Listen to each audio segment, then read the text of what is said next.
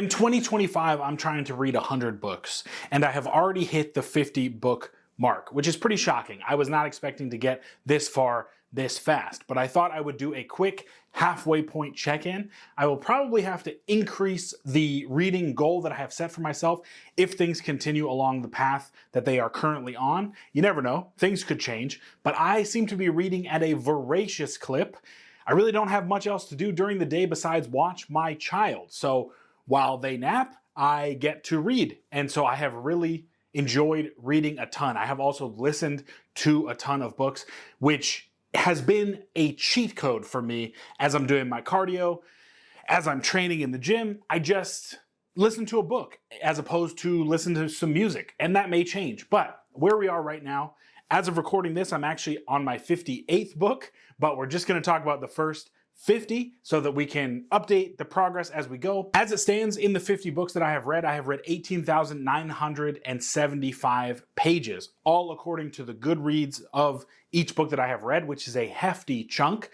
I want to broadly engage with a lot of different books during this journey. I don't want to just read for reading's sake to get to an arbitrary number. I think that a lot of people can get into trouble when they set a reading goal as books instead of pages. They can say, okay, well, I'll just read a lot of short books and then I will reach my reading goal, which technically, yes, you can do that. But for me personally, I didn't want to be kind of pigeonholed into reading only the smaller books. So some of the longer books I've read have touched the upper 800 pages. I've read a couple fantasy novels that have reached 900 pages. And I've read a couple novellas, which are, 100, 120 pages, all across the broad spectrum. Basically, I'm trying to catch up on a lot of classic books that I may have missed, that I may have read in high school and not had full appreciation for. I'm trying to catch up on a lot of the modern fantasy, the modern sci-fi, a genre that I really do enjoy, and just kind of picking and choosing books as I go from authors that maybe I've liked something of theirs that I've read before and haven't really delved into the rest of their canon. So that's kind of how I'm choosing books. In the 50 books, I have read 31 fiction books and 19 nonfiction books, which is probably an accurate representation of my reading habits. I do enjoy a lot of nonfiction work. I enjoy a lot of social science, behavioral economics. I am a self-help junkie at times, although I am kind of kicking that habit a little bit. And then on the fiction side of things, I love a good fantasy novel. I love a thriller. I am branching into more modern fiction, into more historical fiction, trying to engage with some authors that maybe I wouldn't normally go to, trying to diversify the voices that I'm reading, just trying to engage in books that I may have missed. I really didn't read after I graduated from college. There was a good probably 4-year clip there where I was in grad school. I was working a ton. I was more mired in film because I was working on my film degree. And so there really wasn't much time for reading, or at least I wasn't making time for reading. So I've missed a lot of things in the zeitgeist, in the culture that are looked to as great books. And I want to decide for myself, do I agree? Do I disagree? Do I understand why they work, but maybe they just don't work for me? So I'm trying to engage in a lot of that. A lot of books that I have read have been just okay, and that's totally fine with me. As I talked about in my rating books video, which if you haven't seen, please click right here, check that out, so you can understand kind of my process on how I rate books. In that video, I talked about how books are going to fall on the bell curve. There are going to be the majority of the books that you read are most likely, due to laws of statistics, going to fall somewhere in the 3.5 star category out of 5. And that is totally fine. I think that people see a 3.5 out of 5 star review and think that somebody hated the book, which is just entirely incorrect. So with that video, I try to explain kind of my process, but there have been some 1 stars and there have been some 4 and 5 star books. So I wanted to kind of talk about the top 3 and the bottom 3 that I have read so far, and we'll see if they remain in the top and bottom list that I do at the end of the year. But first and foremost, the probably best book that I have read for the first time. I'm not including any rereads in here. Obviously, Pride and Prejudice, 1984, the classics of classics that I just truly respect and love. Those don't make the list because I feel like that's kind of cheating. I wanted to go in fresh eyes, first reads. Where do I place a lot of these books? And my favorite that I have read so far this year is A Farewell to Arms by Ernest Hemingway. Not a huge surprise. One of my all-time favorite books is The Sun Also Rises, also by Hemingway. There's something about his writing style, the iceberg style as it's been termed, the clipped dialogue, the lack, I guess, of flowery narration, the ability to write character in a way that allows the reader to build so much of the world for themselves. As I grow older and I start to have my own baggage and my own perspective on a lot of things that I bring to these texts, I like when an author kind of allows me to breathe with the text, to breathe with the characters, to read the dialogue, not just for the text, but for the subtext. And Hemingway is a master. A Farewell to Arms, truly devastating, incredibly poignant and well written, some incredible themes about war and loss. And I just, the last part of this book is such an absolute gut punch. And obviously I don't want to spoil it, but it's one that I have been coming back to. It's a recent read. I mean, I read it, I think, at the beginning of March, mid-March. It's April now, obviously, and it just is sticking with me. I'm thinking about it a ton. I'm thinking about different perspectives in the novel, different points of view. Moments throughout just continue to kind of creep up in the back of my head when I'm going through my day-to-day. It has stuck with me, and I think it will pretty much always stay with me. If it tracks in the same way and it stays with me, it may creep up in the same place as The Sun Also Rises, or probably a little bit below, because I knew with The Sun Also Rises, the minute that I finished that book, I was like, okay, this is probably going to be up there for a long time. I know Hemingway is tough for a lot of people. Modern readers, I think, may struggle with Hemingway for what I just talked about. It is not laid out for you. It is not given to you. What you should feel and think and experience with the text is not handed to you on a silver platter. And I think if you know that going in, and if you're willing to do a little bit more work to kind of dig into some of the themes and some of the characters and a lot of the dialogue that he writes, and bring your own perspective to it and allow yourself to kind of be taken over by the sparse nature of the text, I think then you'll have a much better time. People don't really write books like this anymore, and probably for good reason. I think a lot of people's attention spans maybe don't allow them to take that next step with a book, but there you go. One that falls into the bottom three for me is unfortunately Hitchhiker's Guide to the Galaxy. This, is kind of a reread because I made it about halfway through in high school. I watched the movie. Humor and comedy is so subjective, and it is so clear to me that that is the case, because I do not understand how some people can read this and say that this is the absolute funniest thing that they have ever read, and I can have an experience that is the exact opposite. I did not even crack a smile throughout this entire text, but that is fine. Humor, comedy is subjective, and you have to expose yourself to a lot of different forms of comedy to find out what really drives you. And this drier comedy in this text just really didn't work for me. But that's kind of shocking, because there are a lot of dry, satirical comedies that I do enjoy, but for whatever reason, Hitchhiker's Guide to the Galaxy just does not speak to me at all. Learning experience for me. And it's an interesting way for me to understand we as consumers of art are trying to review that art. It is always important to remember that you are just one perspective in the grand narrative of perspectives. I try to stay away from objectively saying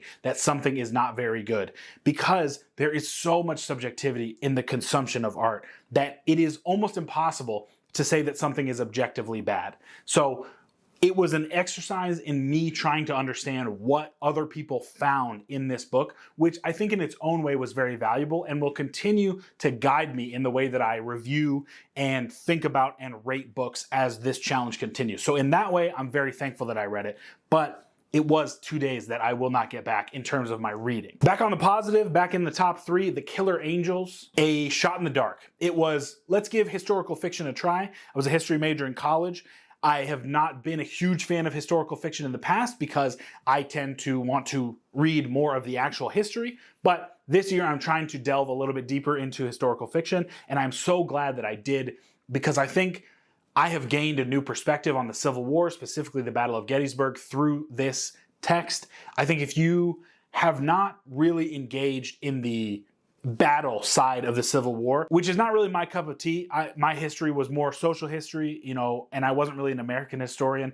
Latin America and Asia were more my primary focuses, but sometimes engaging in areas of history or in areas of scholarship or study that you are not really drawn to can yield incredible fruit, and that is exactly what happened with this. I'm not a huge war guy. I don't love a ton of battle and military history, but here we are. We are at a historical fiction piece that I absolutely loved and could not really put down. I finished this, I was listening to it, I finished it in about a day and a half. And yes, I do listen to things on like 1.5 or 2 times speed, but I truly just wanted to read this book and listen to this book. I just think the power of perspective here is on full display. There is moments with, you know, Confederate generals, there's moment with Union generals, there's moment with Union infantry and Confederate infantry, and there's moments of from the top to the bottom of what an actual battle and what warfare actually looks like, from the grand strategy to the I just have to run up this hill or I'm going to die.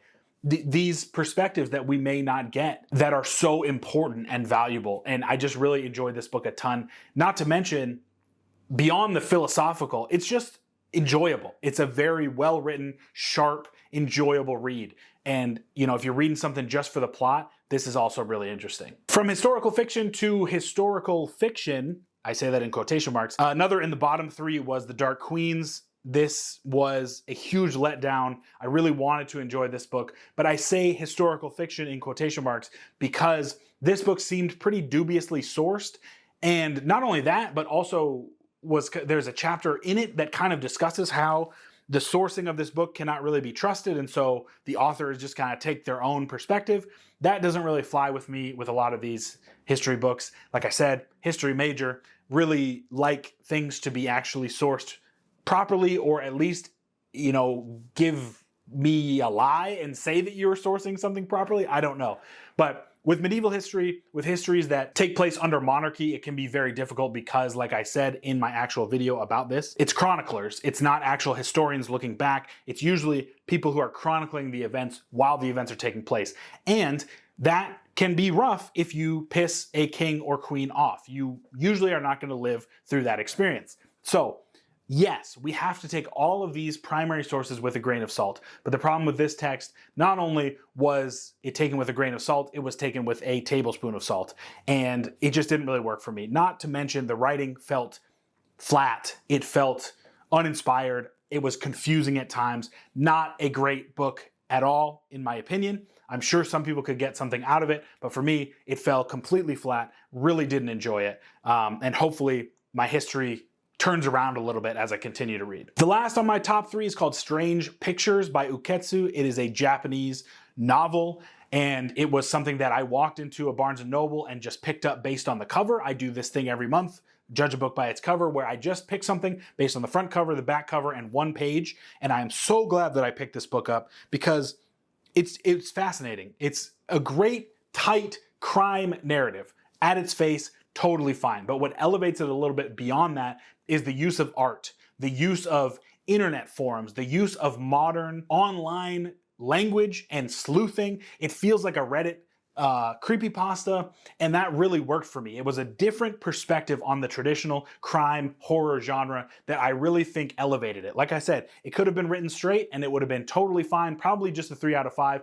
It's an interesting enough narrative, it's an interesting enough crime, story, caper, horror, but the elevation, the use of artwork, the use of online narrative, the use of online dialogue really helped elevate it.